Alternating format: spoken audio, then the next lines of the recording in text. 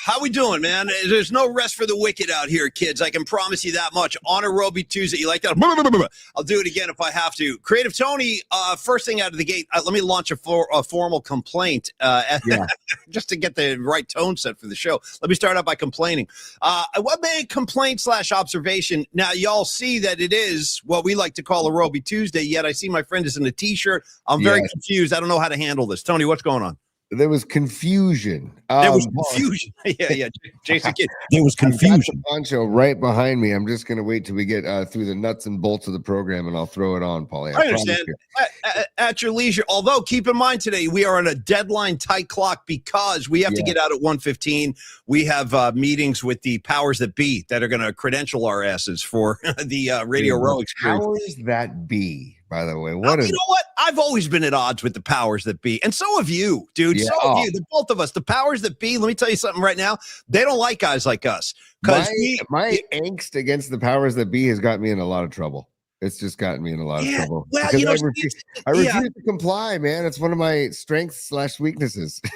I refuse to comply. That's a good punk rock lyric right there. I refuse to comply. Like, I just feel like we could write that punk song right now. I refuse to comply. Dude, are we going to write a blues song or a punk song about the substation?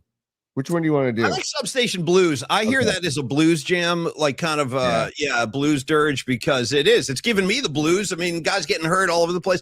Anyway, Tony, I have an instrumental song, an old blues instrumental that my old band used to play with Bob Marcucci. We should just ask Bob if it's okay if we use that music and then write lyrics on top of it. It's a great blues jam. We used to play it all the time as our band, almost as like a warm-up guy. Speaking of the aforementioned legendary drummer that is Bob Marcucci, he dominates the North Bay with his percussion style, and he really does. The guy's a great player. He will be my drummer on 320 at the Brisbane Inn. Please do come on down. I probably haven't been promoting this enough. I know we got plenty of time. We're like 2 months away, but calendars get filled up. I'm trying to get you guys to reserve the night. Come on out. We can do like a PMP kind of party night while we play music. We're going to do one set Bob Weir tribute. Then we're going to do another like grab bag set where we just play all kinds of stuff. So we'd love to see you out there. Come on out for that. Okay. So anyway, we got to go at 1:15. It's going to be a tight show today. We got to keep it sharp. We got to keep it on the clock. Tony, go ahead.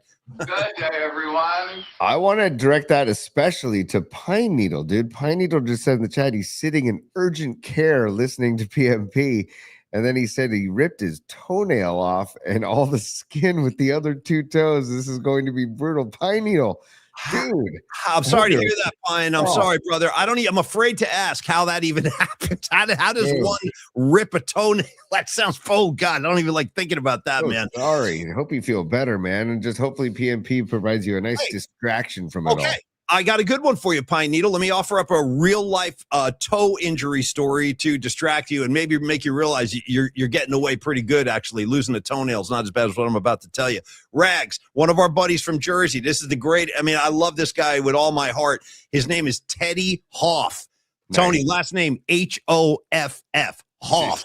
Not the kind of guy you want to mess around with, by the way. I mean, this guy, he's just born to throw hands and has. Anyway, years ago, he was moving I wasn't involved in this, but I know the story. Rags, I don't know if you probably know this too. Teddy Hoff, my buddy from Jersey, was moving a dresser, like a very, very heavy dresser. That's the kind of stuff Teddy Hoff does. He'll just pick up heavy objects, move them, stuff like that. He's a He-Man. And he picks up this huge dresser, and it's got to weigh several hundred pounds. My buddy, he drops the dresser, lands on his freaking foot, and actually took the tip of his toe right off when the dresser landed. So I'm just saying, So Pine Needle, you're getting away pretty good, actually. At least you didn't lose half your toe the way my buddy did. So, but I wish you well, and I hope we can help you get a couple laughs in today, brother. Hang in there. Paulie, I can relate to Teddy Hoff. I almost chopped off my entire this finger right here. At the Italian heritage thing, right? Oh, no, that was a different time. That was this finger. Tony's got a lot of blade injuries. You're not good with knives, dude. Yeah, dude. This was working a slicer in the deli in Tahoe, man. You know? So that was not good. And then the other one was, anyway. I'm So not sure Pine which Needle. one. Yeah. By the way, did you ever see that movie with Mickey Rourke called The Wrestler? Oh, yeah. Do you remember that scene in The Wrestler when Mickey Rourke, he's like this, down on his luck wrestler, and he's got a side gig where he's working as a butcher at a grocery store. Yep. And he gets into an argument with some lady, and next thing you know, he intentionally cuts his own hand. And there's blood spurting all over the place. He's just it was nuts. Anyway, I'm a baby. I'm a sissy when it comes to knives, Tony. Don't get into a knife fight with me because I'll run. Anything involving my fingers or toes, dude, I'm done. I'm done. I'm done. I've always said I'd much rather take like a freaking sword down my chest, like a cut. What are we talking about today? Go ahead. I would rather get like knifed down my chest than have anything happen to my fingers or toes. Well, let me tell you what about that. Maybe not so fast on that, because if you go back, more film references coming up here, and we will get to the Super Bowl. We do have Paul Tonelli joining us today. Tony, I'm going to take you back to the movie Rambo with Sylvester Stallone. There's a scene in Rambo where they got him like tied up like this. Yeah. And some dude just comes over and just slices his entire torso. You're telling me you're signing up for that? I think so, man, because the sensations and the feeling of I just can't. And I think it's because I've had too many finger injuries. And I see Andrew Markoulis from Long Ridge Pizza checking in. He says, "Going to make Tony wear metal mesh gloves slicing pizza on Friday." I like that. Yeah, I like that. I'm working with Neil, but Paulie, dude, we got to do numerology. We got to talk Robert Kraft. We got to talk. Yeah, I know. NBA trade deadline Thursday. We got to talk Draymond. I also want to do some bookmarks. We got to talk Rise of the 49ers, Super Bowl 60, and Paul Tonelli joining us at the bottom of the hour. Okay, so that's kind of a roadmap.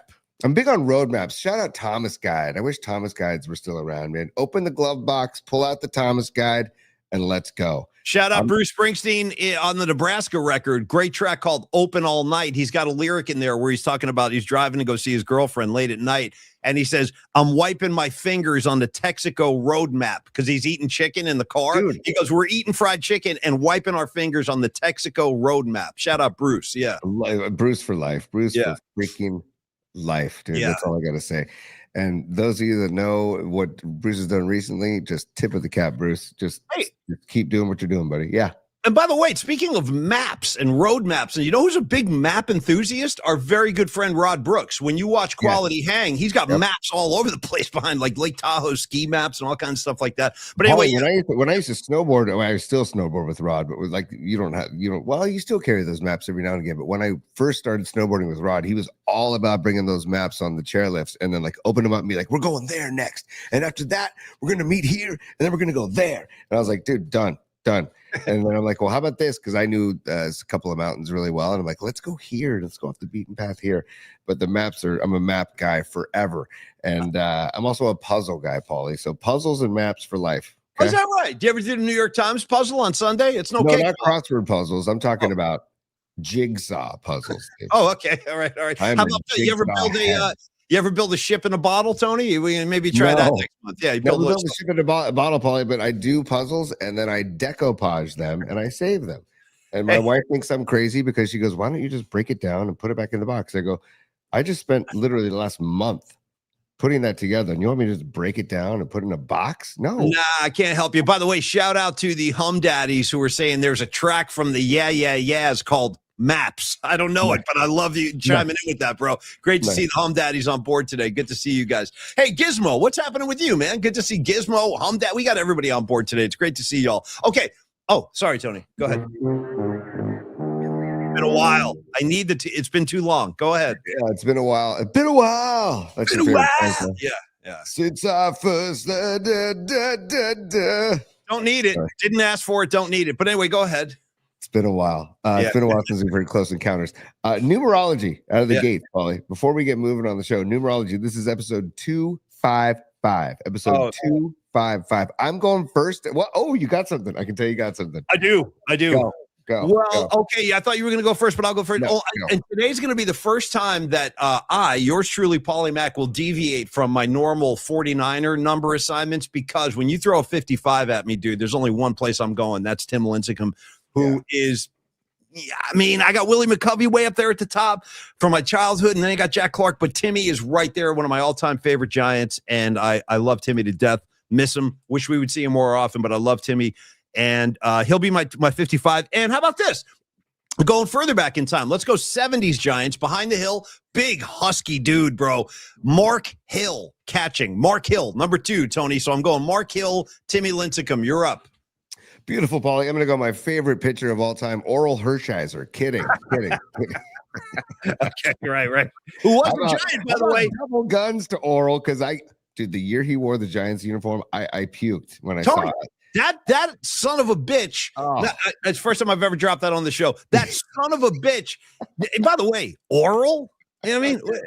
What are we doing? Oral. No. Anyway, that son of a bitch he was the opening day pitcher at Candlestick, like 98, 98, one of those years. I couldn't believe my own eyes. I'm like, this is crazy. Oral Hershiser. Yeah, it was gross. Just puke emoji all day long. But in all seriousness, Paulie, and I didn't know that he passed away in September of this year, but 55 goes to the lesser known Fahnhorst brother, Jim Fahnhorst, number 55. Jim Fahnhorst. Keith Fahnhorst, number 71. I'm going Jim Fahnhorst, number 55 with the Niners in Niners lore. Respect. And then if you want to go number 2, God, the number 2s are kind of fading from my memory here. But I think Mike Gallego number 2? No, he was number 9. Derek Jeter was number 2. I know that. Yeah, I said Jeter yesterday. So you did. That's right. My bad. You did. That's okay. With Darryl Waltrip, is he number 2? I don't know, man. I really don't know. Well, then I'll do a number 25, Bobby Bonilla, because we celebrate Bobby Bonilla still getting paid. What a pull, dude. Bobby Bonilla. I did not see that coming, but I love it and I respect it.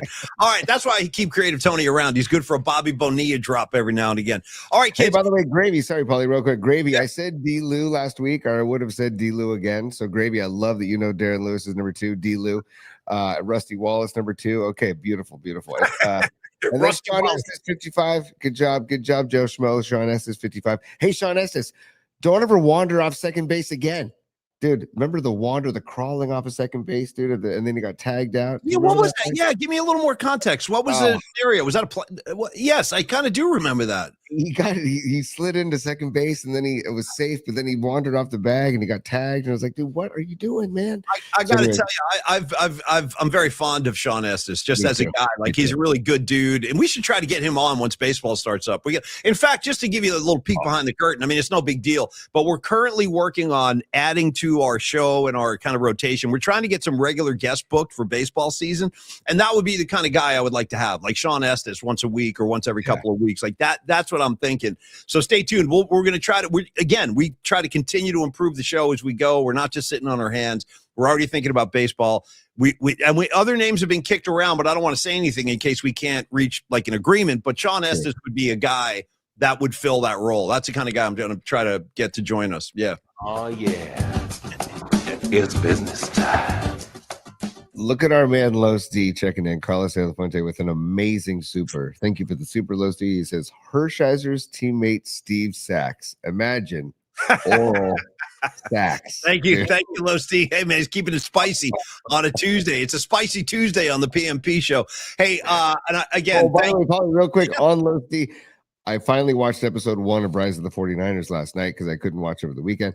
Watched it last night, and dude, yes, emotional watching that stuff. And dude, Eddie D. I know. Early footage of Eddie D. It's like he's right. I mean, I know he's right. He's sitting right there. Wait till you get into the Super Bowl winning years. Like the first episode kind of sets up what's to come. And last night, so I've made it through 3. I'll finish the 4th and final episode later tonight. And by the way, Paul Tonelli, he's all over that thing, man. Paul Tonelli is interviewed frequently throughout that documentary. I said to Paul, he called like 20 minutes ago while Paulie and I were doing the pre-show hang, and I go, hey, by the way, nice sandbagging and not telling any of your family members that you're in this thing. And he goes, no big deal. It's no big deal. It's not making a big deal about it. Yeah. That is so Tonelli. He's the most under the radar dude of all time. And I love that about him, actually. He's not the kind of guy that beats his chest and says, hey, look at me. But he does a lot of amazing stuff. So I'm looking forward to talking to him. But anyway, last night, they did the 88 Super Bowl winning team, which might surprise you, Tony. That's my favorite 49er team of all time. It just has a real soft spot in my heart because they were 6-5. There was Joe, there was Steve, there was injuries. It was mayhem. And then they got hot and ran the table and beat Cincinnati in the Super Bowl. But when their lowest point, when they bottomed out, I don't know if you remember this game in the 88 season. The Niners lost a brutal game. I think the score was like 9-3 or something against the Raiders at Candlestick. And this all goes back to Eddie D. And then Eddie DeBartolo was interviewed and he goes, yeah, I kind of lost my temper in that game. We had this big glass wall. We used to keep like waters and Cokes behind that. And he goes, I walked in there and I kicked it and I shattered the glass all over the. Eddie D was running hot as hell. He talks about his tantrums throughout. Oh, and dude, by the way, shout out. Sorry, Tony. One last thing, real quick. Sorry. Shout out Eddie DeBart. How many of you remember this? This is gangster S to the highest order. 1996. Niners get annihilated in the playoffs by the Green Bay Packers. It was brutal. One of my least favorite games of all time. That was a game when Steve Young had the broken ribs and he had to leave. And by the way, blank Gerback, dude. I never liked Gerback. Oh. Gerback goes in there, stinks the joint up. Niners get blown out. Eddie D's leaving the field at Lambeau. Dude, he starts throwing punches at dudes. Do you remember that? He got into fisticuffs with some Packer fan. Do you remember that? That's my guy. That's my owner. That's he's a hot-blooded Italian. Hey, Paisan, I'll throw a hand as an NFL owner. You're not getting that anymore. You don't see Bob Kraft throwing punches. You know what I mean? Yeah. Well, the only punches Kraft is throwing is inside the massage booth. That's the only punches he's throwing. So, sorry, buddy. Allegedly. Sorry, I endorse it. Allegedly. Gotta be careful. Just like Allegedly Ray Lewis, allegedly naked in the trunk of a car. Anyways. Why was he naked? Because he wanted to get the bloody clothes off or something? After the murders? Just throwing that after the murder. Okay. Let me ditch these clothes that are bloodstained, and then I'm going to be naked in the trunk. Dude, it's just. Let me bounce this off you real quick. Let's build a statue of that guy while we're at it, by the way. Hey, dude. Build a statue and put it in front of the. How about this? How about this for your head? How about the fact that Ray Lewis was accused of murder? He's in the Hall of Fame. Bob Kraft, not so fast. Sit down. Old man. What have you ever done? 6 Super Bowls. Big deal. You know what I mean? Lewis in. Kraft out. Yeah. So we'll talk about that at more length today too. I'm actually interested in that story. I think it's BS, man. And it's a 1-2 double gun to the Pats. Belichick, no. Robert Kraft, no. Listen, I know a lot of people hate the Patriots. I get it. I really do. I'm not one of those people. I have a lot of respect for what they did in New England for like essentially 20 years. It was very reminiscent of the Niners. It really was. Yeah. And the fact that the NFL somehow thinks that they're not qualified to be first ballot. And should Tom Brady start to worry? I was going to say, does Brady not make it? Yeah. I'm not kidding. The most winning quarterback of all time. Maybe he gets denied. I don't know. We'll see. But I think it's just a horrible look for the Hall of Fame. And it's hard to take the Pro Football Hall of Fame seriously after seeing stuff like this. And Miriam, I saw your text before the show. I saw that. And what's up, Miriam? Nice to see you as always. She said, Tony, Miriam was like, I really hope Roger Craig gets in. He's been waiting for 28 years. And go ahead. No, Paulie, sorry. I just saw something on Twitter like an hour ago, and it says, did Kay Adams and Jed Yorks just leak that Roger Craig has been finally named to the NFL Hall of Fame? I guess Kay Adams, quote, Roger Craig did finally well-deserved get into the Hall of Fame. And then Jed says, Roger has been waiting for so long. I can't think of anybody who changed the game more than Roger. So I don't know if that's something leaked and that he got in, but like you, Paulie, get him in, man. Well, here's the thing on that. And I've always remembered this. One of my great kind of, I don't know, acquaintances over the years was Art Spander, legendary sports writer in the Bay. I think he wrote for the Chronicle back in the day, Oakland Tribune. We all know Art Spander. And Art Spander said, here's how you should view the Hall of Fame in football. Can you tell the story of NFL football without that guy? And I would argue that, no, you can't, because I don't think the 1988 49ers would have won a Super Bowl without Roger Craig. That's the year he went 1,000 receiving and rushing. That he was a critical ingredient that year. He was every bit as valuable as Jerry Rice was. I'm telling you, in 88, if you were around, you know what I'm talking about. Yep. So, no, you can't tell the story of pro football history without Roger Craig. And he also won a ring in 84, and then he won another one in 89. He's got 3 Super Bowl rings, and he's the first 1,000 guy of all time. Put him in the freaking Hall, for Christ's sake. And I think he will get in. I do. It goes to show how hard it is to do 1,000. McCaffrey, arguably overused this year, 17 regular season games, still couldn't get 1,000. So it's like, that's how hard it is to do. And just mad respect to Roger Craig. I love him. And I'm looking forward to the rest of the Rise of the 49ers show. Episode 1 had me just like, and I'm watching it with my son. like I kind of forced him to watch it You because got it to wasn't teach really. him. No, you got to show him the history. It's important. Yeah. It really is. This is where it all came from. Yeah. Dad, I know Jerry Rice, Joe Montana, Steve Young. I go, no, but you don't know. No, you don't know. You got to watch. down. You got to see how we built this damn thing. Yeah. And it's funny, but once he started watching it, then he got locked in, But the footage of Eddie D in the early years, it's like it's like he's Pacino's brother, dude. I mean, he looks like a Pacino. Yeah. It's Yeah, he kind of does. crazy. He kind of does. It's Yeah. crazy with the butterfly collars and the big fat tie and everything. The 70s tie. Yeah. Yeah. Oh, it's incredible. You know what jumps out at me, Tony, is watching a lot of this stuff is how beautiful of a quarterback Joe Montana was. Like his throwing, like nobody throws balls like that anymore. He was always going downfield. Niners don't really do that anymore. We don't go downfield. We do a lot of short kind of dink and dunk stuff. Paulie, I love in episode 1, 2, when Walsh is talking about how football was basically a running game. And I thought, well, how do we keep the linebackers off the line of scrimmage? Let's drop back to pass and just throw short passes. Like, God, man. Yeah. Like now it seems like, of course, but back then it was so just revolutionary. It's just incredible stuff. If you haven't seen it yet, go watch it. And even if you have to do this, just do a 7-day free trial of the AMC Plus app if you have to, and then just cancel it before the 7th day. Hey, you know what, Tony? Another time I think we're going to get a chance to talk about the great 49er teams will be next Monday night when Creative Tony and I join our good buddy NorCal, Dan at NorCal Sports, rather. We're going to guest on his show. I hope Los D joins us too. Los, jump onto that show. So look forward to that next Monday after the Super Bowl. We'll do our regular show, and then we're going to jump on with Dan at 8 o'clock. And while we're talking Dan, let's give him some love. Let's get into our latest sponsor, one of our favorite guys. He is Dan Coach Emilio with Secure Money. Hey, Paulie, Dan's tomorrow. Dan's tomorrow. Dan is tomorrow. Tomorrow, well, you know what? Shout out to Beatles. Tomorrow never knows. Hey, I'll tell you what I'm going to do. A good track, by the way. I'm going to say, Dan, that's just a tease for what's ahead. Okay? Yes. I told you before the show, I'm starting to get. I'm drowning. I'm drowning over here, bro. I got Dan over here. You know what I mean? I got Tom Stack over there. It's mayhem. So why don't we do I'm going to get you something else. If you can just stand by for one moment. Standing. This is going to lead us into the first portion of the show, the first spot of the show. This is another Dom Peralta creation, and I hope let's see if it pops up. Come on, yes, dude. Oh, it's the Grateful Dead house. Nice, dude. 710 Ashbury. That is tremendous, dude. And that's where we belong. By the way, that's where we freaking belong. Right in the window, just sitting there. That's all we need to do. Just sit there in the Grateful Dead house. I got Tom Stack on the steps. That's tremendous. Is that amazing, Dom Peralta? Great freaking job. You want to know what Peralta Arts and Company does? It's stuff like that, man.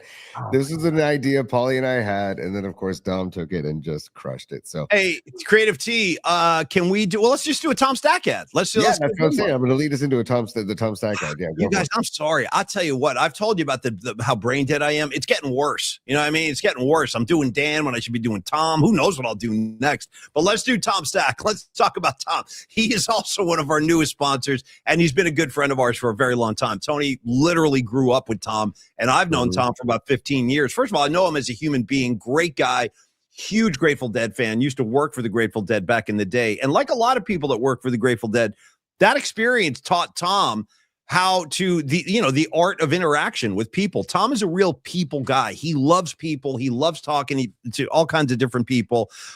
He's a helper. Like he'll help you out. So think about it like this. You're watching the show, you're listening to the show, and maybe it's time for you to start thinking about buying a house. And if you're starting to think that way, that means it's time to talk to Tom Stack. He works primarily out in the East Bay, but he's got contacts all over the place. So if you're looking for a house in the city, looking for a house in the North Bay, and you're like, maybe I shouldn't call Tom anyway. Believe me, he can put you into his network and get you in the hands of somebody really good. Now, if you're looking in the East Bay, Tom is definitely your guy. He is a broker with Coldwell Banker Realty. He's been over 20 years in the business. He's put a lot of people into a lot of beautiful homes. He's also an SI product. Go Cats, get them cats and all that, Tony. You know what I mean? Go Cats, get them cats. And nice. He is also the creator, just going back to his Grateful Dead years. He was the guy who created that whole thing, Club Dead. If you're Deadhead and you remember all the gear, that was Tom Stack. He did all that stuff. Now, he is also an active participant in the community out in Lafayette. He has hosted over or promoted over 100 shows. I did a show for Tom at the Freestone Peaches at the Town Hall Theater in Lafayette. He's like the king of the whole Lafayette corridor out there. But again, when it comes time to buy the house, make sure that you have the right people in your corner. I told you with my experience, you know what I mean? My agent, she was a nice lady, but I look back on that now with a little more experience in my life. And I'm like, damn, I really was getting strong armed by that lady, man. She was like, yeah, we're going to do this. We're going to do this. Sign here, sign here. I'm like, yes, ma'am. Yes, ma'am. Now I look back and I'm like, you know what? I was probably getting bullied by her. And Tom is not going to do that. He's going to listen to your needs. He's going to look at your budget and he's going to work with you and give you the proper guidance and assistance you need. Tom Stack, Coldwell Banker Realty. Let me throw you some contact info, 925-878-9964. One more time. 925-878-9964. Tony, you can also email Tom Stack at your leisure, as Shannon Kaler would say, at your leisure, which is Tom Stack at cbnorcal.com. Pardon me, tom.stack at cbnorcal.com, Tony. Paulie, we talk about Tom Stack's main region, the La Marinda corridor, Lafayette, Moraga, Orinda. And we're also talking about Tom Stack, 2023's Lafayette Business Person of the Year. He won the award there.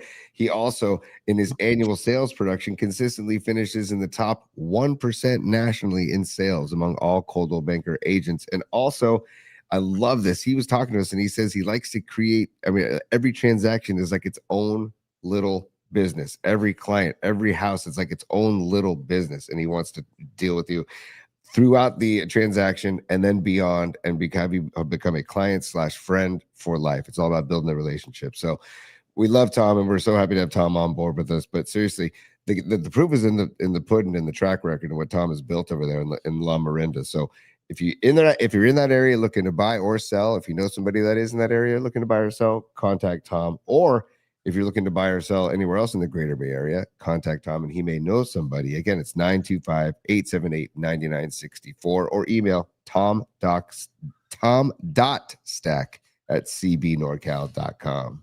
Thank you, Tony. And thank you so much, Tom Stack. We love you, buddy. And we're hoping to help out your business. You're certainly helping out ours. So onward and upward with Tom Stack, Coldwell Banker Realty. Okay, Tony, on to the show today. I want to get your feeling actually about Robert Kraft. I mean, I know you're not a Pats guy. I'm not really a Pats guy either, but I got to be honest. I mean, if you're a football fan, it would be hard to build a case where you say, yeah, Robert Kraft, he's not a first ballot Hall of Famer as an owner. And having gone through what we did with Eddie D, I'm sensitive to that. They really jerked Eddie D around for a long time before they finally let him go in. So I don't know what's going on. I just think this is making the Pro Football Hall of Fame look pretty cheesy and kind of disorganized and not like prestigious. It's not a prestigious look. How do you view this whole thing? The Kraft here's how I think of the Kraft thing. Like the Kraft thing for me is more like it's more comical to me. It's more like it's I don't feel strongly as much about owners getting in as I do about coaches and players, just because I'm so pro player and pro coach. But yeah, it's just odd. Just let the guy in. I mean, he's done so much for Patriots football and the NFL too. I'm sure he's done a lot behind the scenes for the NFL. He definitely doesn't help himself with some of the decisions he's made off the field or out of the boardroom, whatever you want to call it. But I just think it's kind of comical that there's this whole Patriots thing that's happening now. And like I saw Fareed Robot Centaur earlier in the chat saying there should be like an allegedly section of the Hall of Fame. Like, we'll take you down the allegedly wing, because this is the people that have allegedly committed to. Yeah, but here's what I'm saying though: is it about that or is it about football? No, it's of course it should be about football, but yeah, I think that it's just certain things that you can't look past. And then here's your lumps, right? You know, we're giving you your lumps here. You got to earn it. You're not going to make it in the first time. And I mean, Bill Walsh didn't make it in the first time, right? So it's what did he ever do? Yeah, what did Bill Walsh just the 3 Super Bowls? So what? Big deal. Yeah. The whole Hall thing, but it's just. But again, I keep saying this to all our guests, like Tom Landry, Chuck Noll, and Don Shula were all first ballot. What did they do that Bill Walsh didn't? Or what did they do that Bill Belichick did? Like, it doesn't make any sense to me. Great question, Paulie. And I don't even know. That's why the Hall of Fame, I kind of take it. I appreciate that it exists. And if I ever go to Canton, I will absolutely visit it. And like, I'm going to Cooperstown. Oh, by the way, thank you to everybody who got Super Bowl squares for Cooperstown for my son Dom. Thank you. If you are interested in Super Bowl squares as a fundraiser for my son Dom, just email me or email us at pollyspod@gmail.com and I'll send you the link for some squares. But thank you to those that did buy squares. I really, really appreciate the help. But my point is that we're going to Cooperstown and I'm going to go to the Major League Baseball Hall of Fame, and I can't wait to see that. But I just kind of I don't live and die by it, because it's like there's this group of people making these decisions, and it's like, okay, of course you're going to have like some jackasses are like, no, we cannot let Robert Kraft into the Hall of Fame because of this and this and this. And it's like, well, what about the rings, man? And what about the just domination and the dynasty? And so I don't know. It should be all about the football, Paulie, but it's not. Hey, let me interrupt the program with a quick announcement. Now, this comes from one of our favorite PMP correspondents, my main man, Stevie B. He is a product of the Garden State, and he says, hey, any PMPers hitting Dave Chappelle at the Punchline tomorrow night? If so, let's meet up. Stevie B, question. First of all, I didn't even know about this. Wow. I would go see Dave Chappelle anywhere. I'd see him in a big hall, a small hall, but that would be the ideal. Seeing him at Punchline would be freaking amazing. That's where Tony and I from, like in the 90s. Yeah, I mean, but he was like an up-and-comer at that point. He wasn't like this legendary guy that he is now. Stevie B, do you have tickets to this thing? And if so, how in God's name did you get those? I must have sold out in like 3 seconds, but no, I don't have tickets to that. Tony and I are about to get into a couple of super busy days. We got a lot going on, actually. I'm not even sure I could get to that gig, but if you're going, have a great time and tell Chappelle I said what's up. Enjoy that. That's going to be a great experience in a tiny club like that. Tony and I, we got to deal with a bunch of credential stuff today. Then we got to, by the way, well, we'll talk off the air about that, but we should be live at Radio Row on Thursday, right? We're pretty much like getting almost time to confirm that, but that's what today's, yeah. The fact that I had to send 3 headshots to the NFL is like, what are we doing? I sent one. I don't know if I need 2 more. You're gonna need to send 2 more, supposedly, but whatever. They all look the same. It's still me. I don't know how much variation you want. You want me looking this way, looking that way? Like, what are we doing here? I mean, what was my shirt open? You're like, yeah. Here I am. Good side shots. Good side. Huey, what's up, dude? Danny, baby Huey's on the chat. What's up, dude? Yes, we're going Thursday, Danny. So if you're there, buddy, we'll stop by the Bone booth and say hello to Danny, who's Baby Huey, long time radio lifer for Lamont and Tonelli. Danny on the chat. What's up, Danny? Pat, yeah, I love Danny. What's up, man? Hey, Patty from Napa goes, I think you guys should send the NFL pictures of yourselves in robes. Great call. Well, I'll tell you what would happen, Patty. No credentials. We wouldn't get them. They wouldn't issue the credentials if we sent them photos in robes, but I love where your head's at, Patty. The full disclosure, too, like we tried to get season credentials from the 49ers in the NFL. We tried to get them from the Giants, too, and everybody's like, well, what are you now? Because we're not a credential from the Giants. I've seen like they're saying, like, what are you now? The whole process is totally different. It used to be like, oh, KMBR, sure, done. Now it's like there's a whole different vetting process. I get it, though, because there are so many people doing show. Like, even in our community, there's me and you. There's Dan at NorCal. There's Low Steve. Like, everybody. I think Huey has his own side hustle show going, I think, right? Huey, don't you do that?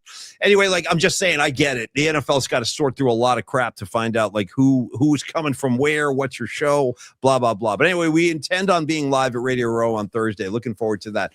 Okay, Paul Tonelli joins us in a couple of moments. Tony, real quick on Draymond Green. I know you mentioned that at the beginning. I'm going to let you take this. Go ahead. Introduce your idea, and I'll respond because I hadn't thought about this. But go ahead. Tonight, the Warriors play. They host the Pistons. And they don't play again until Thursday night. It's Philly tonight, I think. I'm sorry. They played Pistons on Friday. They play Philly tonight. Thank you.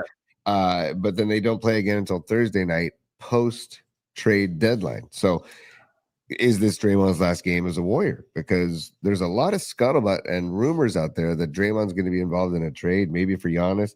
And Steve Kerr even saying, like, a lot of the players on the team are on edge because they don't know if they're going to be one of the players traded, and everybody is available to be traded except for Steph. So it's kind of this weird, you know what it reminds me of, Paulie, is like working in radio around the month of November every year. And you're like, am I going to get fired Who's going this year? Yeah. Who's going to go? Who's getting their heads chopped off this year? It is like an annual occurrence over there. Oh, totally. And then, like, finally, I got whacked in 2024. Probably got whacked in 2023. So it's like, and so I'm just wondering if this is the end of Draymond's 14 years as a Warrior, which is crazy to think of. It is. And here's what I would say to that. And I know a lot of people have kind of worn out. People are just kind of worn out by Draymond Green. I'm not one of those guys. I'm loyal to Draymond till the day he dies, because I'm telling you right now, we don't have any of those rings without him. Whether you love him or not, that's just a fact. That's a bottom freaking line. And you got to remember what Draymond was. I remember when Draymond came up as a rookie, he went right up to LeBron. He's like, I'm guarding you. I'm guarding you. And he was a rookie. You know what I mean? Like, he just had balls, man. And he's got tenacity, and he still does. And I think people sleep on Draymond's basketball IQ. I think in any given situation, he arguably might be the smartest guy on the floor. I really mean that. I think he would make a great coach someday if he can like learn how to do that, because he's got so much knowledge. He sees things on the court before they unfold, and he works so well with Steph.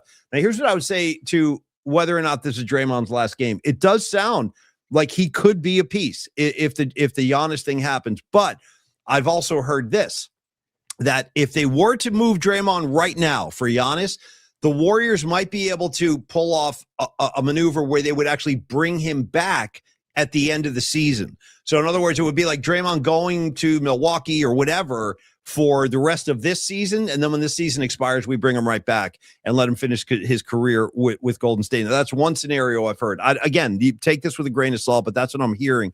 And I know they're going to throw a ton of first-round picks to Milwaukee. There is another scenario, Tony, where Giannis doesn't go anywhere. Like, this thing just kind of dies on the vine after the deadline, and that's entirely possible. The final four teams I keep hearing that are serious contenders are Miami, Minnesota, New York, and right here in Golden State. And so Robot Centaur, I think he just said T-Wolves might be the sleeper, and I agree with Robot Centaur about the T-Wolves might end up with Giannis and playing with Ant-Man, right? Well, that's the big attraction. You know, you want to go play with a young stud like Anthony Edwards, who, by the way, has never won anything. Just throwing that out there. He's talented. Hold on. He takes victory laps outside of what's the name of the arena down in LA? Why am I blanking on the arena down in LA? Yeah, Staples Center. He does victory laps after winning a playoff series. Remember that? After beating the Lakers last. Vaguely, was that Anthony Edwards who did that? Yes. Yeah, it's a bad look. It's a really bad look. But I like Anthony Edwards. I think he still needs to mature and kind of grow up a little bit. But I like him. I like him as a player. But I almost think if I'm Giannis, I'm like, dude, I don't know. I got Steph Curry and Steve Kerr, like proven champions. I don't know. I would think there's an appeal there. Joe Lacob going to throw a lot of money at him. We'll see. I don't know. I would think so too. I think it was Robot Centaur. There's a rumor going around that Giannis doesn't want. He wants to be the guy and doesn't want to play under Steph Curry's shadow. That's maybe why he doesn't want to come to the Warriors. And it's like, dude, okay. And I send a message back saying, if that's the case, then F him. Who said this? Where'd you get that from? Giannis. This is a rumor that's floating around. And okay.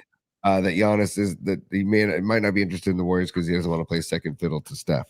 So, because I think everybody in the NBA is aware of how Steph runs this town, right? At least in as far as the NBA goes. And I feel like if that's the case, Giannis, then peace. I don't want anything to do with that because this is Steph's town. Steph plays second fiddle to nobody, and you don't come in here thinking that you're going to just supplant Steph Curry here in Warriors, in Warriors Nation, Dub Nation. So if that's the case, no, thank you. But if it isn't the case, and he's open to sharing the spotlight and not caring about the spotlight and wanting to get a ring, then let's go. Yeah, then let's go. Let's freaking go. Giddy up. By the way, Gravy checking in today saying essentially what you just said. Listen, if Giannis wants to be the guy, stay in Milwaukee, Holmes. Just stay where you are. Okay, Tony, I want to do this real quick. I want to do a young dental spot before Tonelli joins us. And I also forgot to mention this earlier. Sorry to backtrack, but I want to throw this on the pile. If you guys haven't heard and you're a 49er fan, Jed York essentially announced that they will now have a Jerry Rice statue outside of Levi Stadium, and they don't know where they're going to place it yet, Tony. All I can say is I wish this was a joke, but it's not. Maybe they can place it in a more attractive spot than Steve Young by the trash can in the park. I still don't understand that. For the life of me. Across the street. By the way, go around the trash can, okay? Go the overflowing trash can with beer cans and hot dog wrappers. Yeah, just go around that, and you'll find the Steve Young statue. Tony, It's right by the freaking parking garage. What the hell? Ray What? Lewis has a statue prominently placed outside of the Ravens Stadium, right out front. Steve Young is across the what is it? The VTA across the VTA tracks. Cut the S. I'm getting pissed. Cut the S. Well, this goes back to our cut the crap segment, dude. Hey, Niners, cut the crap. Yeah. Move the Young statue over to the plaza It's where almost Dwight like a middle Clark and finger. Joe Montana are. Yeah. What are you doing? And if you're going to do Jerry Rice better be over there too. These are, by the way, no, Tony, you know what they could do? Maybe they could put the Jerry Rice statue right in front of the substation. Totally, You know what I mean? Just make the fans go over there and stand in front of the substation. Yeah. Something will probably happen to the actual statue, actually, to be honest with you. But I also read something yesterday that 4 of the top 10 selling Niners jerseys this year were 49ers, dude. How about that? And it was Brock Purdy, I think, and then CMC, George Kittle, and Fred Warner. I think Warner was the highest selling Niner. Nice. Wow. Yeah. Okay. Nice. And then 8, 9, and 10 were Purdy, CMC, and Kittle. So Kittle in that. I don't know the order, but yeah. No, that's pretty. No. I'm just asking. What? I don't know. He's a popular player. What? Why does that make? I don't know why that made me laugh. Oh, total side topic we didn't even talk about before. Are you down with? Because I've seen a couple. Joey coming to town. Whole. But I don't know. I mean, I don't know. I mean, if they can get him for a decent price tag, I would take. Would you rather have Max Crosby or Bosa's brother? Crosby. Me too. That's what I'm focused on. Let's bring that lunatic over here. Give me the guy with the tattoos and the one eye black. He looks nuts. Get him on the other edge. That's going to make me a little happier than the Bosa brothers reunion. I don't know. That doesn't move me that much. Yeah. Max with 2 X's, by the way. Double X.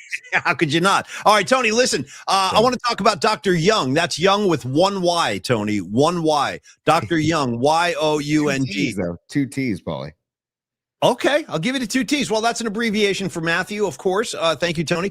Dr. Matt Young, the official dentist of the Polymac Particle Show. Creative Tony has literally had his entire family in the offices of Dr. Young, in the chair of Dr. Young very recently. I know Escobar was in not too long ago, too. And we'd like to get more of you guys over there. The PMP community, you got to trust me on this one.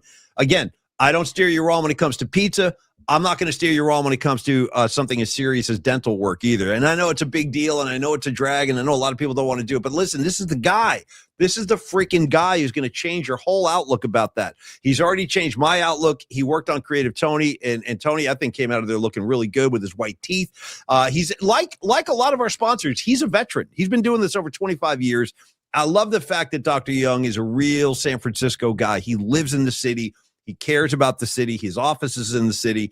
In this day and age, everybody's like, oh, I hate the city. Oh, it's so, You know what? San Francisco's the best. Everybody pipe down. Dr. Young lives there, and I got his back.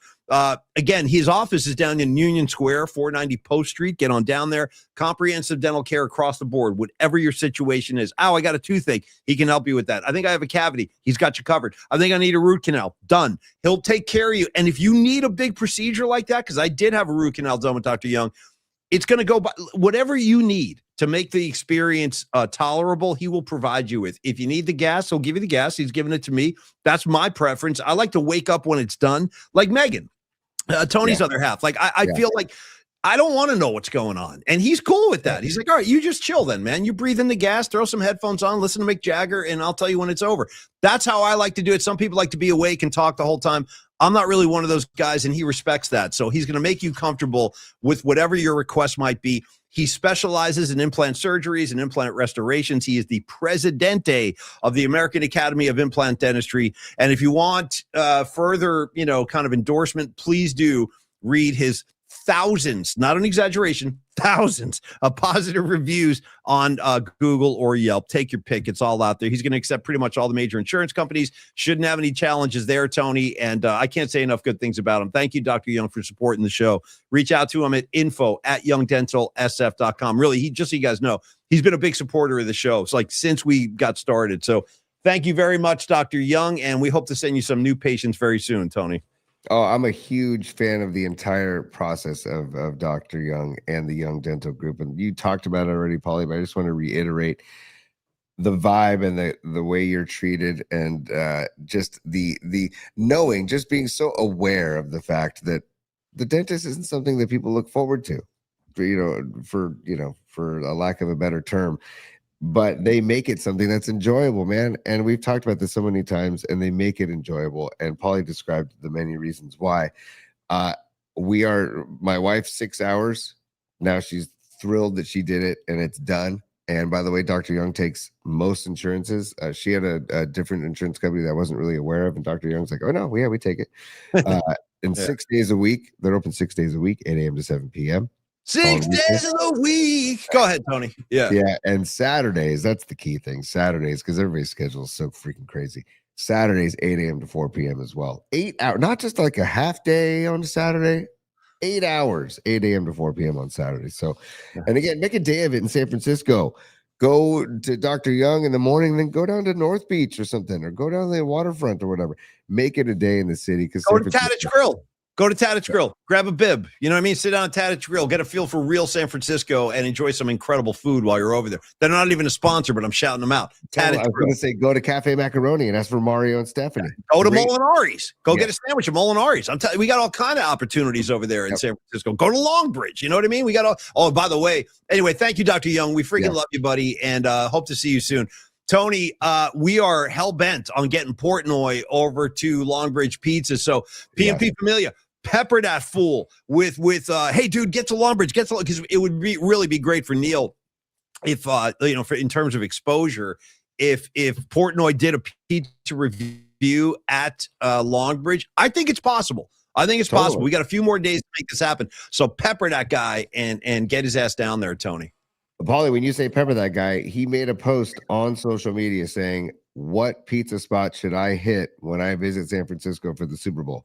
And my buddy Bob Wentz commented and said Longbridge Pizza. I said, "Oh, let's piggyback that." So Paulie and I posted something saying Longbridge. And now, if you can find the comment on Paulie's Twitter page or on Dave Portnoy's, put in the comments, "Dave, go to Longbridge, go to Longbridge, go to Longbridge, 2347 3rd Street." So let's keep that movement going. Everybody hit that up, and so we can get in his inbox and say, "Dave, get to the sourdough crust, man." Nothing says San Francisco more than sourdough. And get to sourdough freaking Sam, dude. Jesus. Yeah. By the way, is sourdough Sam going to be on hand on Sunday, you think? Let's hope not. You know what I mean? No disrespect. I don't think we need him, do we? What's he going to do? You know, he might be affected by the substation, man. I don't know. But hey, Paul Tonelli, Uncle Paul is in the green room and he's ready to rock, Paulie. If you're ready, without further delay, bring him right in on the red carpet. He's been in the green room for quite some time. He is a great friend to the program. He's a great friend of mine for many, many years. He happens to be a blood relation to my partner, Creative Tony. Nothing better to talk of 49er football and NFL football with the mind and the PA voice of Levi Stadium, Mr. Paul Tonelli. And by the way, as I greet Paul, in your impressive spread, the Tonelli compound with the piano and the fireplace. The piano instructor just left. That's why I was a little late. I was taking some lessons. Nice. You're working on the outro of Layla by Derek and the Dom. Hopefully. Hey, Paul, quick question. I never would have thought to ask this, but when we were trumpeting your credentials coming in, how does the NFL take care of that? Like the PA announcer for the Super Bowl when it's in your stadium, what's the process of that? So they do pretty much the same thing they do everywhere they have the Super Bowl. They have their own NFL guy. His name is Alan Roach. Okay. And you'll hear him in the background. In fact, I think even on the broadcast, he'll introduce the national anthem singer and do some of the pregame on the national broadcast. So he's been doing that for years. He used to do the Denver Broncos. I believe he's from Minnesota, so he's a Vikings fan. So when the Minnesota job came open, he switched from the Broncos over to the Vikings. So he does PA for the Vikings in Minnesota, but he still does some time in Denver because I don't know if he's still on the air, but he was at a sports radio station there. And he also does PA for the Colorado Avalanche. And he's really, really good. He's a good guy. So I get a chance to hook up with him on Friday, this coming Friday. So I've been asked to be a spotter. So Nice. Yeah, he's relying on me for his information. This could really go sideways quick. So, And does that involve? I'm serious. I'm just innocently asking. Like, does that involve you, like with binoculars and stuff? Like, what do you do as a spotter to make? Because you can't screw this up. It's a Super Bowl. You know. yeah. Yeah. I might put like a tackle by Ryan in there, or McCaffrey on the. Well, of course, we'll get McCaffrey on the carry. So Yeah. anyway, I meet him Friday. I'm going over the rosters right now just so I don't have to look things up when I'm spotting for him. Good man. We'll be using the binoculars from the press box, and I have to get with him to find out what kind of stuff is he looking for. Is he looking for numbers, and he looks them up? Does he want the name and the number, just a name? Does he want the tackle? See what kind of information he's looking for from me. Everybody's a little bit different. So I've never really heard him do a game, so I don't know. Like, I was in Seattle for the Niners game last week, and their PA guy, when the opposition has the ball, he doesn't mention anything about the play. There's no pass attempt or ball carrier or tackle. He just says down and distance when the opposition has the ball. He doesn't say anything about the other team. Okay. Which is not my style at Levi's, but no. And I don't know what Allen does, so I'll get with him on Friday and see what he requires of me, and then we'll kind of be hopefully on the same page. Well, congrats, man. That's a huge honor to be involved in the broadcast like that. I think that's really, really cool. And Paul, we've been Tony, you jump in a second here, but let me get one more for your uncle, which is about this rise of the 49ers on AMC. It's great to see you being a part of that, chiming in on different eras of 49er football. My question, Paul, is since it's Super Bowl Sunday is upon us, how many of the Niner Super Bowl victories did you attend? Because I don't know, like, which of those Niner glory or Super Bowls were you there for in person?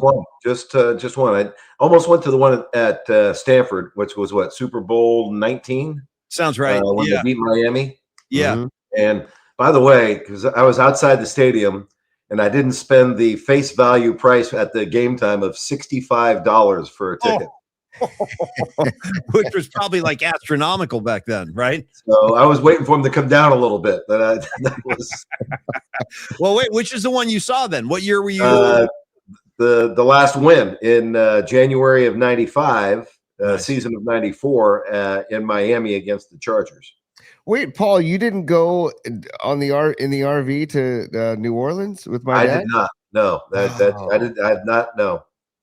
Did your brother Jerry go? Jerry went. No? On the RV? Yeah. Yeah, he may have. Okay. I don't know the details. Apparently, I'm not an insider in the family. Nobody's ever really shared the details of that 5-day RV trip to New Orleans. Yeah, my best dad. Best left unmentioned. Right, right. Best keep that so quiet. Jealous. I was so jealous of that. But Jerry, my brother, and I, we went to the Miami one in January of '95. Nice. I was telling Tony before you came on, Paul, that watching this documentary, it just obviously brings back so many memories and a lot of feelings and emotions.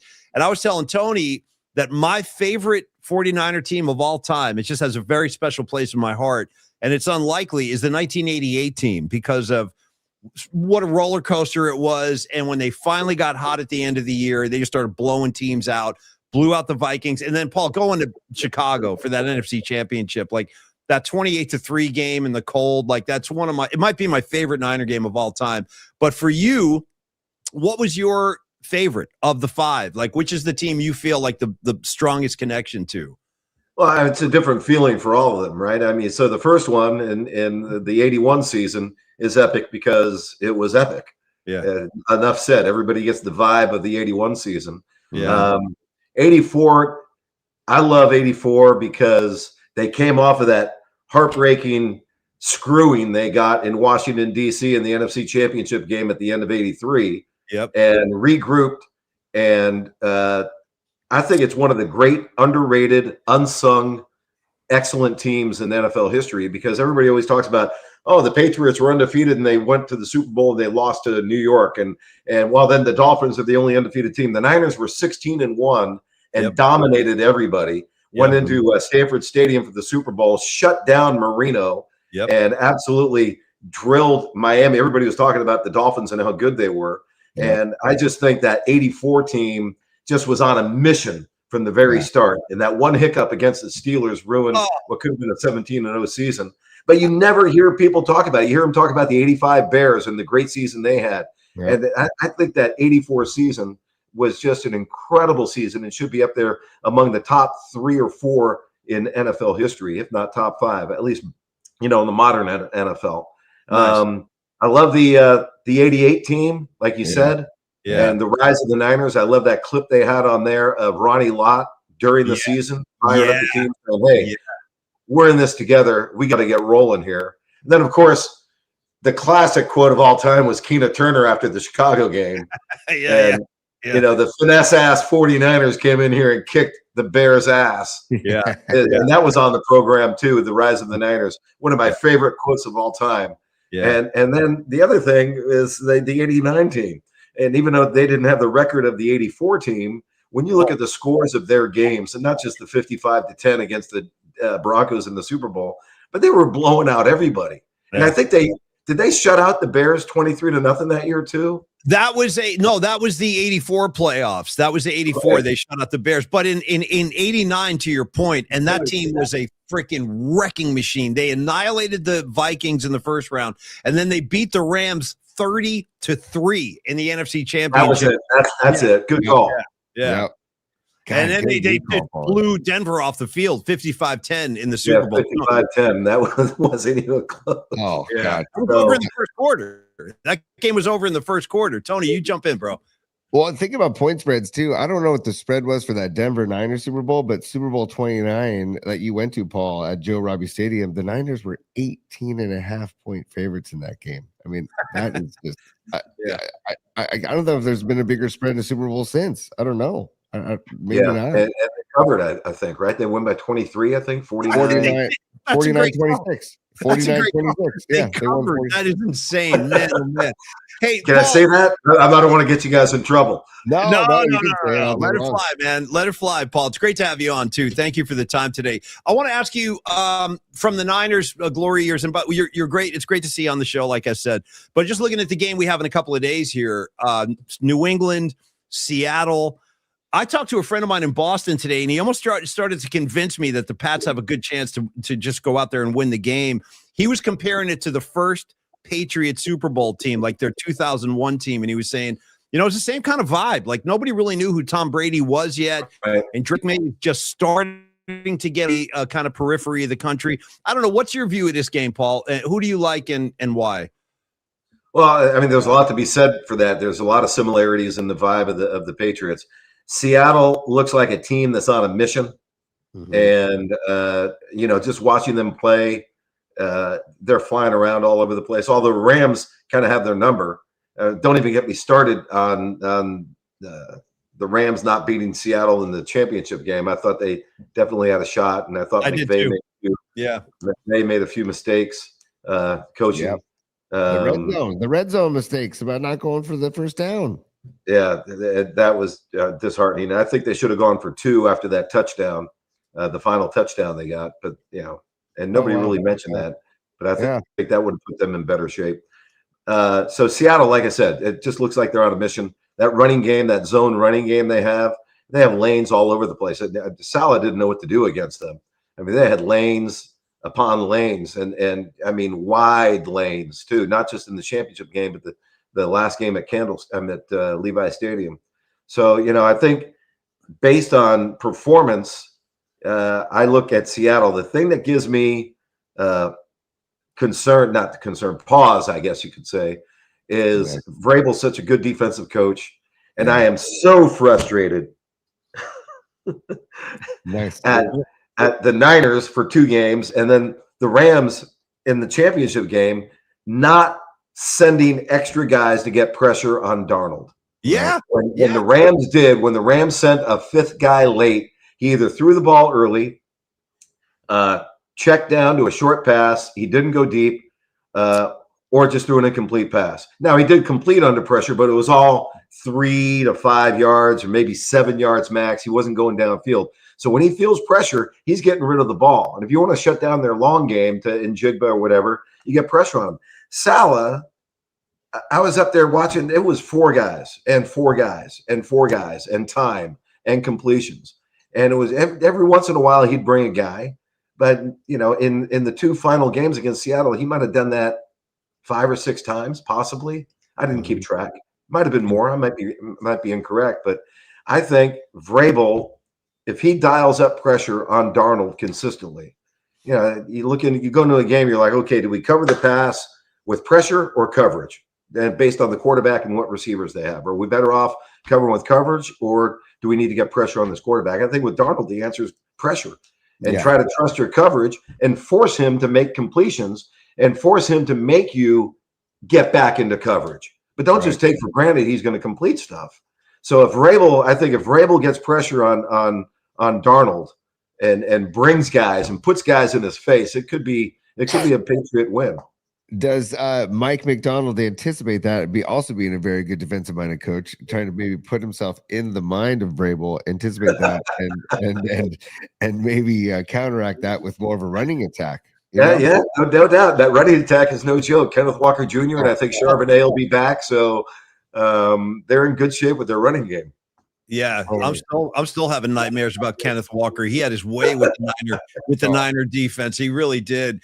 Tony, go ahead, buddy. Yeah, well, Paul, I want to go back to Rise of the 49ers for a second because, of course, in typical Uncle Paul fashion, nobody in the family knew that this even happened. So I'm getting I love that. He's keeping it gangster. He's keeping it low key, man. I like that. Yeah. But I'm getting text messages all weekend. Dude, your uncle. And I'm like, wait, what? And I found too. I'm like, holy cow, there's Tonelli right there. I got Tonelli on. Back, you've done those things. I've seen you on a few of those NFL Films things, and I have. But and you've been great on those. Well, you know what's so funny about that, Paul? They used to ask us to do those every year. And I stopped them early on. I go, listen, you guys, if you want to talk 49ers, I'm definitely your guy. But if you want to talk like Ravens and New York Giants, leave me out of it. And they did. So they only called me when they needed Niner stuff, which was kind of cool. Yeah. It's amazing when you go through the process of how much they talk to you and how little they use. Right? I know. That was going to be part of my question, Paul, is that, first of all, when did they contact you and where did they record it? They had different locations where they recorded different segments when they were here. Okay. For me, they rented a house up on Upper Woodside Road before you get up to Skyline, not too far from Alice's restaurant where you get up by the Four Corners up there. Yeah. And it was just down the hill from there. Nice spot that they rented, and right off of Woodside Road. The problem was it was near the road, even though it was up a driveway, and it was a Sunday. And on Sunday, Skyline's a busy street because people are going up to Alice's, or guys are on their motorcycles cruising on Skyline. They're using Woodside Road to get up to Skyline. So they had to, retake a bunch of times because of loud motorcycles coming by all the time. So that's where we were, but and I think they had some of the other interviews done up there too. Yeah. I know they did do a few things in the city. So and it was done, I think, about 9 months ago. Okay. So early of 2025. And who contacted you? Did AMC? Who contacted you? AMC? No, there was a guy I know who does some part-time photography for the Niners. Nice. Gotcha. And somehow somebody contacted him and said, "Hey, do you know how to get a hold of Tonelli?" And he got a hold of me.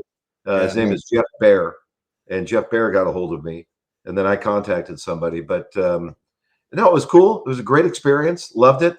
I thought they were going to get into more of the vibe of the reaction of the city to the success of the 80s. Yeah. Because I thought that's where they were going to go with me. Yeah. And that's what a lot of the questions, to be frank, they had. So what they do is they set you up, and Paul, you know this. Yeah. So you're off camera because you're looking at the guy who's asking you questions, and the camera's off to the side. So you're never really looking at the camera.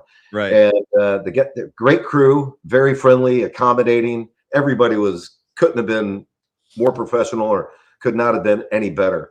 But all the questions, not all the questions, but a lot of the questions that they were asking me had to do with being a fan, growing up with the team, going to games at Kezar when I was a kid in Candlestick, and then the vibe of the city through the 70s, and the Niners being that bright light in the early 80s that kind of resurrected things. So there was a lot of that involved. And what was the reaction of the city? Even though there was still some game stuff involved and stuff about the Niners personnel and things like that, but they left out a lot of the vibe stuff.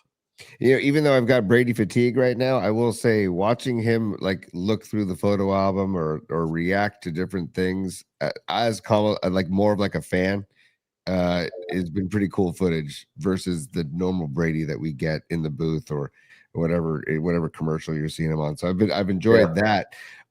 Just from one bald man to another, Paul, I got to ask you, because you have a nice bald dome.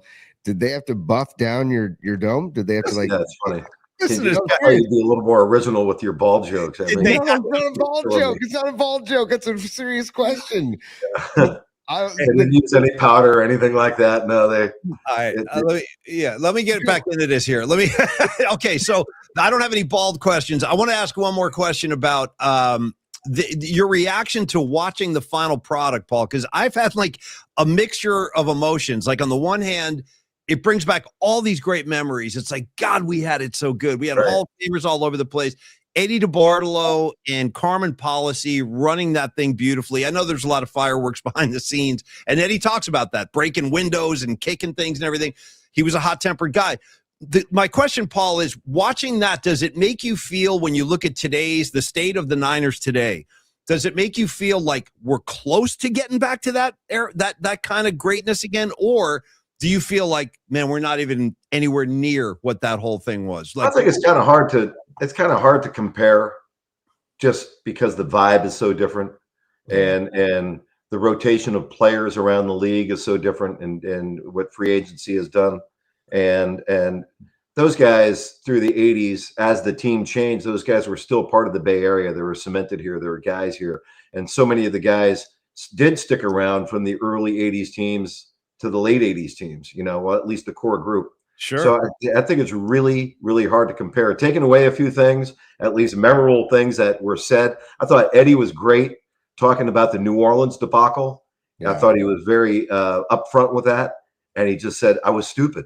I mean, I couldn't believe, he went kind of to that extent, but he said that was just a bad move. Yeah. His frankness on that was I thought remarkable. Him talking about smashing something in the locker room, and Charles Haley in the locker room telling Eddie D, hey, you're crazier than I am. That was awesome. I thought it was a great line. Yeah. One thing that stood out to me too was Guy McIntyre talking about the strike in '87. Yeah. And he wouldn't talk about it. Yeah. I mean, that little clip of him saying, I'm not going to talk about it. Yep. Don't ask me anything. I'm not going to. And you could tell, I mean, there was no smile. He was adamant. Nope. He was serious about it. Yeah. And you don't see Guy McIntyre get that serious and that stern very often. He's a really chill, easygoing guy. And I know both of you know him too. Yeah. And that just took me by surprise. Me too. Yeah. Yeah. He's like, I'm not going there. That's ancient history. I'm not talking about that. I don't think, Tony, you've seen that part yet. No, I haven't gotten there yet. Yeah, that will definitely jump out at you, because Guy he's all business when that comes up. And he is not going to talk about it. That is for sure. And then the other thing, collectively, when you look at it, and everybody, the 80s and the resurgence of the team and team of the 80s. And you look at all the highlights, right? And then this didn't occur to me until the end, when the players' emotions started coming out about, I guess, what they'd been through. And when you think about it, they do that, 79 to 81 rise, and they get the Super Bowl. And then the 82 they get knocked down, and that was just the debacle of the season. They weren't focused. And then 83, they're back near the top. They get screwed in Washington. 84, now they're at the pinnacle again with a 16-1 season. And then you have the Bears and the Giants get in the way, and now they're fighting. They're fighting again. They got the Bears, and then the Giants kicked their ass twice in the playoffs, and then the 87 loss to Minnesota in the playoffs, and now they're sinking again, right? And you got Ronnie in 87 talking to the team halfway through the season and saying, "Hey, we got to regroup. We got a job to do here," and firing up the team for the rest of the way, and then now climbing again to Cincinnati and the Denver game. And so to me, it all just kind of came together, that it wasn't just like, hey, the 80s were great, why can't they do it? They had their struggles, and they powered through stuff, and they had to. I get goosebumps thinking about it. They had to unite. They had to get together. They had to team up. I mean, I love Bill Walsh saying for the 87 strike, I don't care what you do, just do it as a team. That was cool. Yeah. Oh my God. It was all this stuff you didn't know. You just kind of, you don't know that stuff behind the scenes. You just get fired up that they had this great collective energy among themselves instead of all this individual talent. You know what? The moment that jumped out at me on that note, Paul, is when this is again going to the '88 season, and they were 6-5, and they were up against the wall, man. If they lost that game, they had a Monday night game against the Washington Redskins, and I didn't know the backstory to this, but Roger Craig and Michael Carter running out onto the field like united, holding hands, and then jumped into the pile, that got me emotional too, like what that moment represented. Yeah, and so you think of it. Oh, the '80s were great, but the struggles within that decade were tremendous, and they overcame them.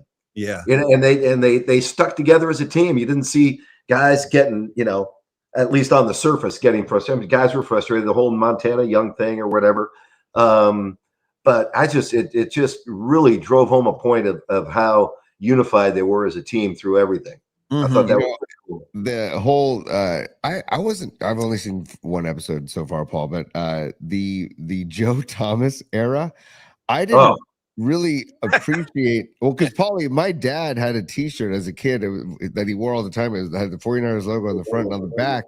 It had red felt iron-on letters that said "Blame Joe Thomas." Nice. Yeah, I had a pennant. They had a pennant too. I forget where that pennant. I got the pennant around here somewhere. That's awesome. That said the same thing. It was a red pennant, like a Niner pennant, but it just said "Blame Joe Thomas." That's awesome. I love that. I didn't realize how dark of a time it was until watching that. And did you go to those games during the Joe Thomas era? Yeah. It was one of the great things about going to a late '70s game, and the last two, 78, 79, they were 2-14. And 79 was Walsh's first year as he started to turn things around, but they were still 2-14. That's right. And they get on a good day 30,000 at Candlestick, 25. Yeah. So you would have you'd have all your friends going to the game. Didn't matter what ticket you had, because especially in the upper deck, there were sections wide open. So we'd all get together, 12, 15 of us, and they were still selling beer in the stadium back then. They had the beer vendors. We tell the guy, hey, just sit in the aisle and we'll end up buying all your beers, and then you go get refilled and come back. Nice. Because he had nobody to sell to. Yeah. And we're like, hey, just sit here. We guarantee you'll sell out. And you won't have to move. Yeah. And we had like our own private beer vendor at some of the games. Not all the games, but some of them. So and it was dark because Joe Thomas, and I would have to research this, but the word was, he got rid of a lot of the old game films when he came in with the Niners. He says, all that history is gone. We're building a new vibe here. And he got rid of like a lot of the 40s, 50s, 60s stuff. From what I never verified it. So that was really, really dark. And Eddie D, again, I think realized he made a mistake. And after 2 years, I think it was only 2 years. Yeah, it was 2 years. He said, that's it. Yep. And Eddie D was, Eddie D was being vilified back then for as loved as he was during the 80s. When he first came on, people were like, what the hell is this guy doing? That's the clip of Eddie D watching footage of OJ, and he's like, oh boy, that was a mistake. Yeah. You know what I think that was, looking back on that, you guys? I actually think that was the Niners just trying to sell tickets, because like Paul said, like I was going to games during those years with my dad, and I remember that crowds of 35,000, crowds of 40,000, like tons of empty seats. And I always felt like, and my dad was saying that, my dad was like, they probably brought OJ in just to try to sell some more tickets, because he certainly had nothing left in the tank. I mean, he was just standing there in a Niner uniform, rushing for like 30 yards a game. I mean, he wasn't doing anything, It's classic. No, you can tell he was all gimpy kneed and everything. His legs were gone. Yeah. An underrated part of the show too are all of the, I assume, blimp or helicopter shots of Candlestick. Dude, so that are just incredible. Like, I know, like viewpoints that I haven't seen before on film, and I'm just like, these are it just makes me really miss Candlestick. I had the same reaction, man. I did. I had the same reaction. I really did. Yeah, it just really, really made me miss it. But Paul, we were talking about this before we let you go. I have just a couple things. Paulie was talking about before this. You came on about how Jerry Rice is going to get a statue.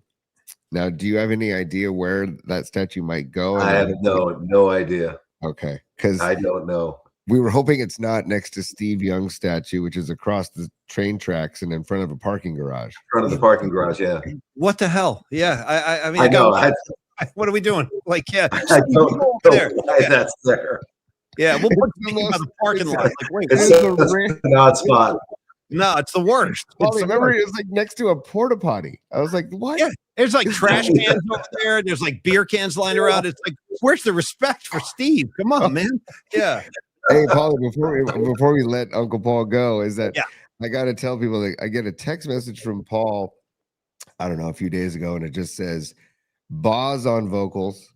Oh, Dwayne, yeah. And then Dwayne, and then it says in the Muscle Shoals horn section, and this is recorded at Muscle Shoals. Where did you come up? How did you come across that Boss Skaggs track with? Oh, Dwayne Loan Me a Allman? Dime. It's a legendary Boss Skaggs tune. It was on his first album. But Nice. did you And 69, I think, is when that came out. Nice. Wow, it's Yeah, incredible. the album is simply Boss Skaggs, and he recorded at Muscle Shoals, and it's got some of his original stuff. But the standout is "Loan Me a Dime." I get goosebumps thinking about it. It's one of those songs when I'm just like in a funk and I need to crank something in the car Yeah. and just drive around and something blaring like I'm 18 years old again. Yeah. That's one of the few songs I'll put on, and just it is spectacular. It Yeah. really is. I listened to it as soon as you sent it to me. I'm like, Jesus. Yeah, this that's is some good stuff. It outstanding. is. Yeah. I didn't know that Boz and Dwayne Allman had, Oh, worked dude, together. Boss Skaggs, and Paul, I know you know this because we've rapped about this over the years, but that great Allman Brothers New Year's Eve show at the Cow Palace in 1973, that's got Jerry Garcia and Boz Skaggs doing like a full set with the Allmans. Wow. It's amazing. So- Tony, you got to check that out. Yeah. Back in the day, with that night, I forget how old I was. But I did not go to the show in '73. I think I was like 14 or 15. Ooh. But Tony, Uncle Jerry, my Yes. brother, he was going out with his buddies on New Year's Eve, and the old KSAN 95 FM, Yeah. Yep. Yeah. one of the best radio stations that ever existed. No question. And they were tied into the music scene in San Francisco on a very personal level. And they would have artists stop by, and they broadcast shows all the time. Well, they were broadcasting that Allman Brothers show from the Cow Palace Yeah. on New Year's Eve. And Jerry said, we had the whole stereo hooked up. He said, hey, whatever you do, make sure you get this recorded. And so I put the cassettes in, and I fell asleep after midnight. Yeah. Right. But so they did part of the show before midnight, Right. and I think they did a toast at midnight, and then they took a break. And I can only assume what Greg Allman was doing during that break. Right. I have no idea. I can't make any accusations, Yeah. but apparently he was not in good enough shape to come out for the second part of the show, because they Yep. came out and they did instrumentals for a while. Yep. Right? And that's when Boz and Jerry Garcia joined them. Yeah. And they ended up finishing the show. I think they played until 3 or 4 o'clock in the morning. They did. They played a very long set together. And Jerry, and you're right, they do. Tony, there's like a 20-minute instrumental version of the other one with Yes. Jerry. Yeah, with and it's really good, man. I mean, they're flying. And then Boz comes up there and they do like a lot of blues standards. It's definitely worth checking out, Tony. It's great. It's a great San Francisco New Year's show. Greg Allman was nowhere to be seen the second half. No, Greg was on his back, dude. Greg was like passed out, taking a snooze in the back. All right, we got to let Paul go, Tony. So last thing, go ahead. Paul, I'm putting you on the spot. Who wins on Sunday? Wow. Yeah. You know what? I got to go with my first gut feel until I started thinking about Vrabel and Seattle. I mean, I'm going to go with the team that looks better. I had one question for you guys. There was this whole thing about the mountain lion at Pacific Heights last week or whatever that they ended up tranquilizing, and it just got me thinking about emergency response in the city for something like a mountain lion in an urban area like that.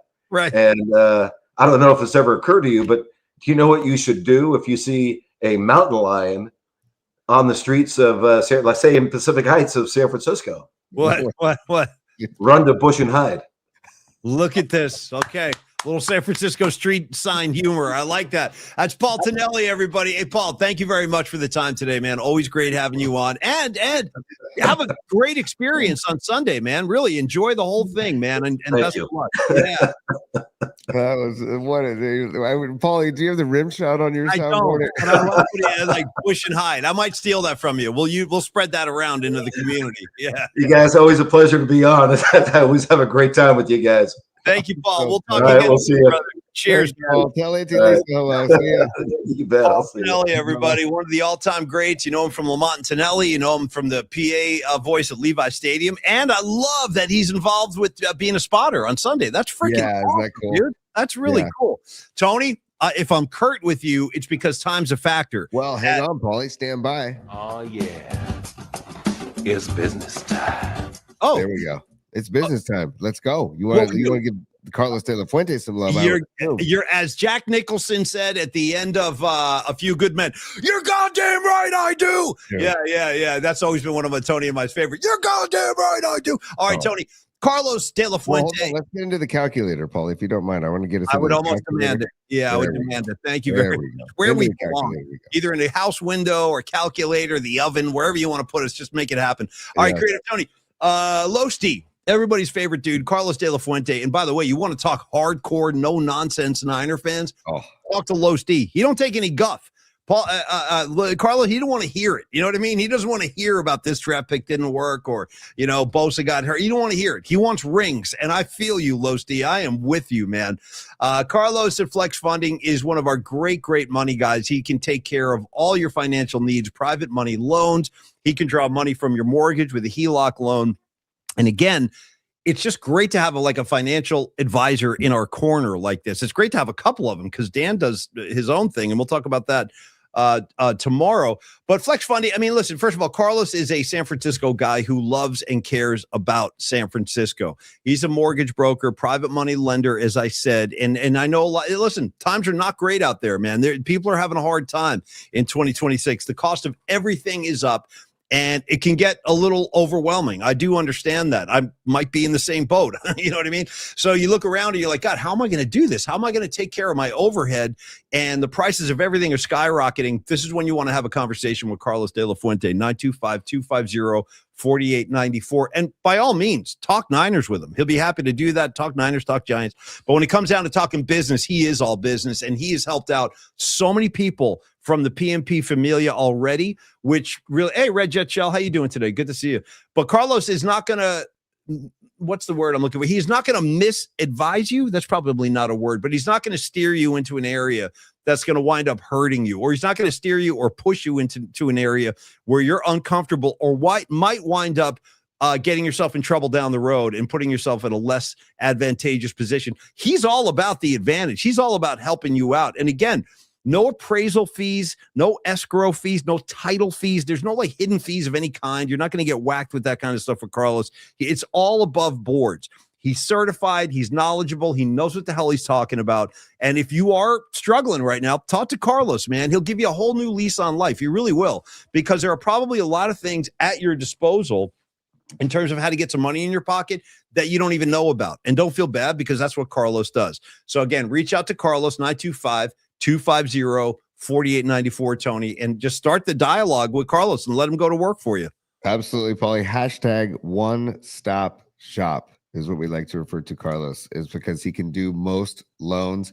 And also, don't sleep on the personal loans that he can help you out with, between $50,000 up to $500,000 if you're looking for a personal loan. So there are many options and many reasons to get in touch with Carlos De La Fuente. And whether it's I was not laughing at you, Tony. I saw a comment. Sorry, go ahead. No, we'll get to that comment in a second. But the HELOCs, the reverse mortgages, the if you're a 1099, there might be a loan out there for you as well. VA loans, Alt-A loans, all these things you can talk to Carlos De La Fuente about. And then here's a couple of reviews I just stumbled upon just reading about Carlos. This is from Ronnie, and he says, Carlos is a great guy. Working with Carlos has been a great experience, and I look forward to working with Carlos for years to come. Good. Right? That's the relationship that Carlos sets up. It's that these people look forward to working with him again. and feel comfortable working with him again. And then also, this is from Sylvain, a person named Sylvain. He says, Carlos is an eloquent, knowledgeable mortgage professional, reliable, sincere, direct, and to the point. And I thought that was a good review because I really think that explains Carlos, because he's not going to waste your time. No. If he can't do something for you, he's going to tell you. He's not going to try and twist something into, he's going to work with you, and he wants to work with you. But if it's not there, he's not going to BS you. It's the whole thing that we started from day one talking about Carlos is trust Carlos, trust Carlos. So we love Carlos. We love having him as a partner, and we love his passion. I think that what that review could have also said is that Carlos is a passionate dude. And so I love the passion of a Carlos de la Fuente. And I also know that he loves this, Paulie. So we can stand by just for a moment, because I think everybody needs to just get the los right now. Give us the los. Give us the los. Give us the los. Give us the los. Give us the los. Give us the los. What those would you like?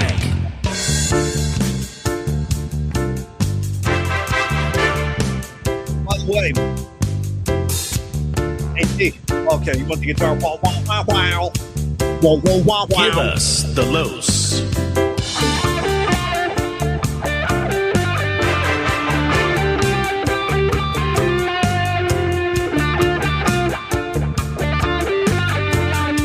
Okay. Stop. Okay, stop. So here's what's going to be funny. Can you guys imagine if we get denied credentials and then it's like, well, why not? Well, because we were doing the Los Jam and we missed our meeting. I hope you guys don't mind. All right, we really do have to go, you guys. We love Robot Centaur. We love Rags. Rags, be good in New Jersey, okay? Noemi, Red Jet Shell, Arkansas, Dave, Los D, the main man. By the way, Dom with a pretty funny comment. We were saying like Los D won't steer you in the wrong direction. Dom goes, it's not going to be like in Goodfellas at the end where De Niro's telling Dr. Melfi, yeah, just go down the street, go into the alley there. Yeah, no, all the way in the back. Yeah, go in there.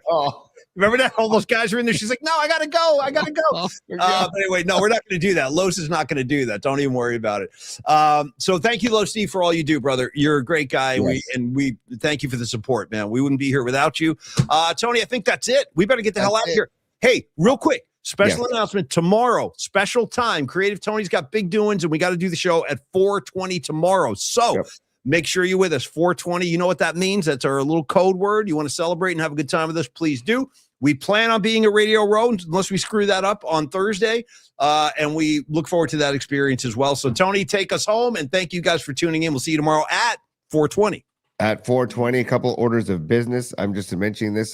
Tomorrow's my son's birthday, so thank you for those of you who've already said happy birthday to Dom. And we're doing Cooperstown in July. If you want a Super Bowl square, we're doing Super Bowl squares as a fundraiser for Dom. So if you want to, just email pauliespod@gmail.com, and I'll send you the link to sign up for some squares. Thank you to those. Really thank you very much to those who've already signed up for squares. Really appreciate that. And then lastly, Paulie, out of the gates just quickly, Escobar, don't forget that it's the size of a toddler. I don't know what it is the size of a toddler, but he did that back at 1241. So I don't know what we were talking about, but I want to honor that.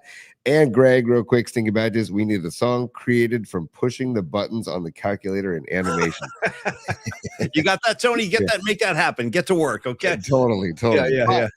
Thank you all as usual. Tomorrow, 4:20, and we're gonna play the freaking Ozzy Osbourne tribute at some point tomorrow. I got so much stuff in bookmarks, it's bursting at the seams, Tony. But again, there's another day tomorrow, so we'll get there tomorrow. Yes, and thank you to my Uncle Paul Tonelli for coming on today, and thank you to Mark Canizaro for coming on yesterday. Also, we're trying to get Rita Oak on the show. I don't know if it's going to happen or not, but we had Rita Oak on earlier. We're trying to get her on again, so see if we can do that, or maybe we'll get her on at Radio Row on Thursday. Who knows? Who knows if she's cruising around? But in the meantime, Paulie, stand by. Business hours are over, baby. It's business. It's business time. Class dismissed. All right, y'all. Have a great Tuesday. Watching Warriors tonight. Is this Draymond's last stand? I don't know. I hope not, but we're going to watch and we're going to see. So everybody have a great Tuesday. We see you tomorrow at 4:20, y'all. Cheers. Peace, y'all.